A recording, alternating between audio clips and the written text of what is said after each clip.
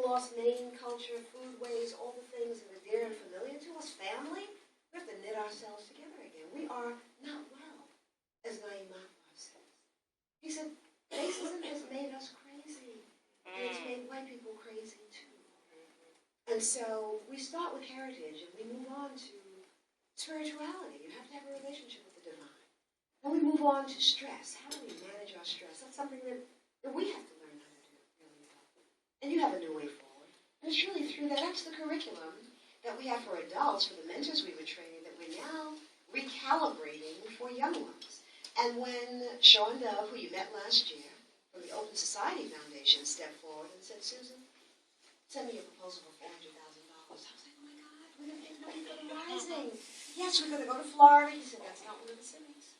And he gave us a choice of cities, few. And I said, Chicago. Because if we can do it in Chicago, we can do it anywhere. Kill anything. And that's how the Rising ended up in Chicago. And so, our heritage. Our children, when I go into juvenile detention centers, our children don't know about Toussaint Louverture and Dessalines, the liberators of Haiti. They don't know about Illy Danzo, the woman who inspired Boukman, who said we are tired of being enslaved. We're talking about the late 1700s. The late 1700s, Haiti was the most punitive and profitable system of slavery anywhere in the Western Hemisphere.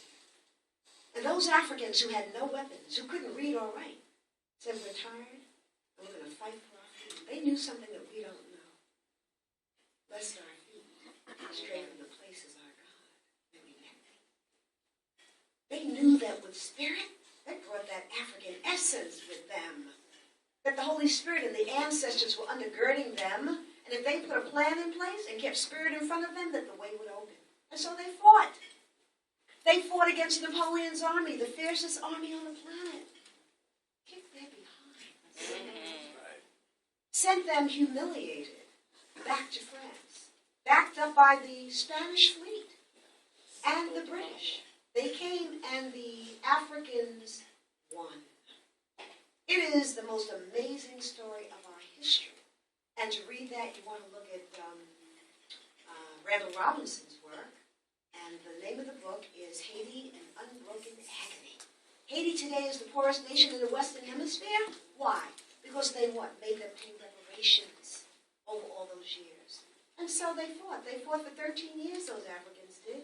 Sent all of those armies back to their European countries, humiliated. And in 1803, January 1st, they raised the Haitian flag. That's the truth. That history was never shared with us in the United States. Our children aren't reading about that. When you tell black boys that story and they're incarcerated, they're sitting there because they don't know me. They don't care that I'm there. When I tell them that story, they're like this. What? This is the truth of who we are?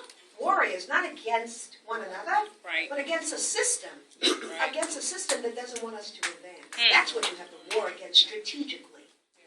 They're like, yeah, okay. But that's the consistent message that our children need and that we need to remind ourselves of. We are the warriors. You are the volunteer army leading the way. That's who you are. So we don't know that. We don't know about the carving up of Africa. How the Berlin Conference in, 1886 led to Europeans sitting around a table and saying, okay, Germany's going to take this, Portugal's going to take this, Great Britain's going to take this, Spain's going to take that. They carved it up. Between 1886 and 1916, they carved it up. Ethiopia, only African nation that was never fully colonized, never colonized. Probably the only place in the world, maybe some little islands out there in the South Seas that weren't colonized. This is our history. We don't learn this in school. Right. So this is what we have to give ourselves, remind ourselves of, and give to our children. So where are we? We're at a crossroads. And I'll tell you, it's now or never. And I say, if you come to play big, play with us. If you come to play small and to be a disagreeer and a person who's picking, if you have some complaints, tell us, gently and lovingly. Just like Tiffany and I have done on the phone with people who were not delivering. We let them know they couldn't come. Gently and lovingly, and we hope you can come next year. You have to be in compliance, because every dime that we spend to do this is hard won. Hard won. And it's the people's money. And so I really bow to you. I bow to you noticing. For noticing the pain in your community. And for volunteering to do something about it. And so, Tiffany, thank you for putting together the most magnificent conference. The content is magnificent, it's really beautiful. The people who are going to be delivering it, we're all here, we're ready to go. And I wanted to name those primary funders who we've gotten the big dollars from. We have to hold up the W.K. Kellogg Foundation.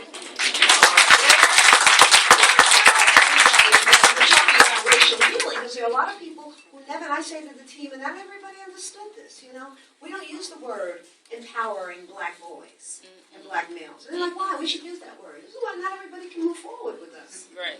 Why can't you use that word? Because there are a lot of people in this nation who fear more than anything an empowered black man. Right. And so we're writing proposals to certain places. We don't use those terms. We can use them at W.K. Kellogg for a whole host of reasons, because there are people who understand that who are in leadership. Okay. So it's the W.K. Kellogg that gave us the first $350,000 for a new way forward, and now $1.2 million. When we got that grant, I was like, oh my God, that's so great. But wait, over 3 years, spread across 4 cities, and we have to, create a lot of stuff to make what we're putting out there really happen in our accountants, and we have to pay salaries and all of that. But we're moving on our way. I'm done, Robert Charles. This is what we're doing. We are not going over.